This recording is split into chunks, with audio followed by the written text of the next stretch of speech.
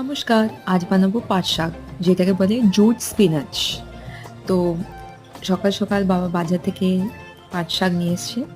তো আমরা কি করব, এর শুধু পাতাটা আলাদা করে কেটে নেব। ভালো করে কেটে নিয়ে একটু কুচিয়ে নিতে হবে, ছোট করে নিতে হবে পাতাটা। তাতে নুন, হলুদ আর চিনি আর কিছু জল দিয়ে আমরা পাট শাকটাকে সেদ্ধ করতে দেবো।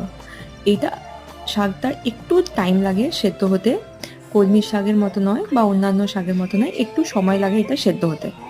তো এইটা ভালো করে একটু জল দিয়ে ভালো করে সেদ্ধ হয়ে গেলে ওটাকে আলাদাভাবে নামিয়ে রাখবো। কড়াইতে দেবো সর্ষের তেল, শুকনো লঙ্কা আর একটু বেশি পরিমাণে রসুন থেতো করে, পেস্ট নয়, থেতো দেবেন, ফ্লেভারটা ভালো আসে। তাতে দেবো হলুদ আর পাট শাকটা যেটা সেদ্ধ করে রাখা ছিল সেটা দিয়ে সঙ্গে সঙ্গে ঢাকা দিয়ে দিতে হবে, যাতে ফ্লেভারটা ইনট্যাক্ট থাকে।